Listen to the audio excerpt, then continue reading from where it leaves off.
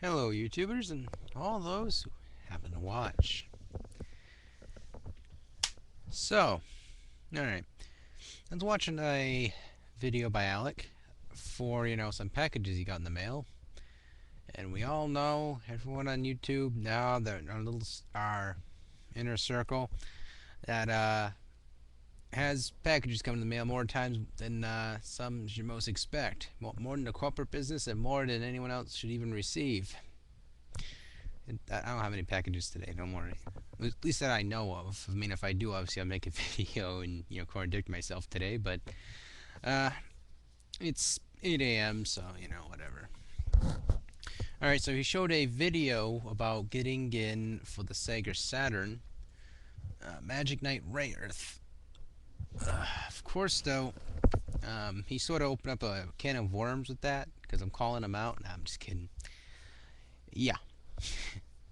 I got these basically separately at different times because when it's the actual way I actually was able to play that game was through the Super Nintendo copy of it.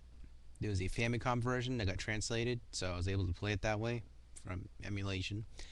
And it was a great game. I loved it. The storyline was funny. When they translated it over, it was just hilarious. So after that was said and done, and no, it was true to the manga at least. I got these in the mail. No, not these in the mail, but I got this at a bookstore. No, I got this one. This is the first book in the series, which represents the girl. And then I got this one after in the same bookstore, but they did not have the third book. And this is like the first generation of the books, I believe. There was like many more to come. There was like 3 novels total that, told the entire story. So then there was Magic Knight Era 3, which of course, sadly, this is either a new generation or a second generation. I don't truly know. But I got the third book, which, it was really the same book. Back to front, same book. I just had a different thing on the side, which was red. And I was trying to, keep it so that way it looked the same on the side. But, it was the same book. I wasn't really missing much for story book wise because, it was the same traditional story of how it was told. So after you read all of it, you were like, cool. Because I, of course, read all of these after I, of course, played the game.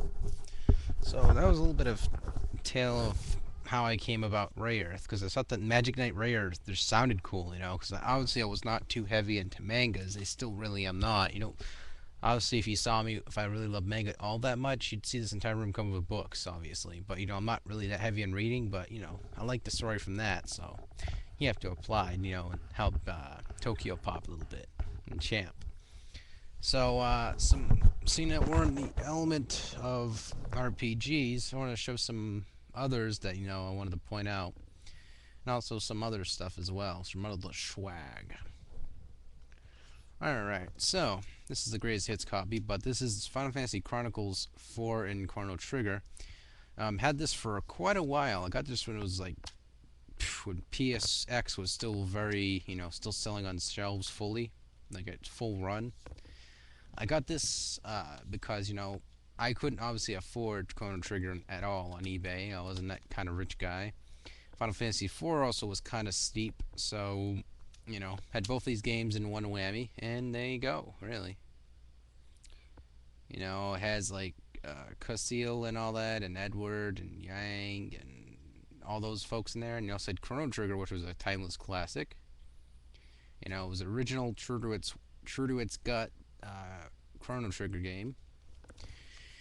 One of the things, though, that was kind of steep about it was that, well, long story short, I wasn't a true hardcore fan of Chrono Trigger as I was for Chrono Cross. But, Part 4 was attached onto this, and, it says Final Fantasy Chronicles, which I don't see anything really to do with Chrono Trigger being related to the storyline of Final Fantasy IV or any other game in the Final Fantasy series. But, either way, it was great to see these two on together in 2 separate discs.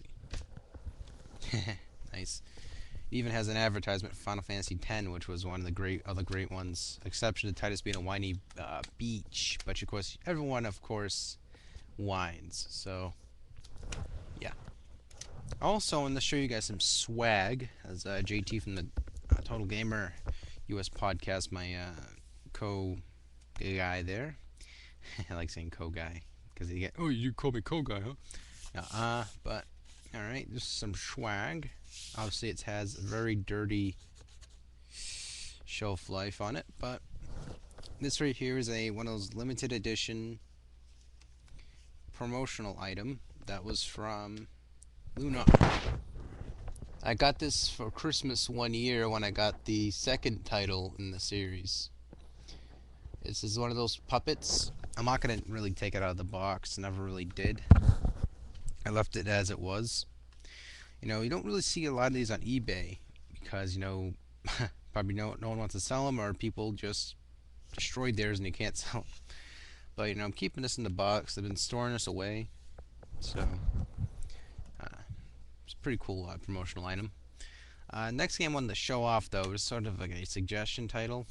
It was, before I show off the rest of these things, is Shaman King Master of Spirits. It was just like, and it felt like it was just like that. It was like, therefore it's like, same elements of the Castlevania RPG series of GBA, even though it's the same company, obviously, Konami, so you can't go wrong. You know, I got this in the mail, and it was pretty good, you know, because when it comes to the GBA titles, I try my best to get all the boxes for the games, because, you know, the box art for some GBA games is just pimp. You know, this one is pretty cool as well. You know, I mean, I'm not really a heavy fan of the Shaman series at all. You know, it's still a good series though.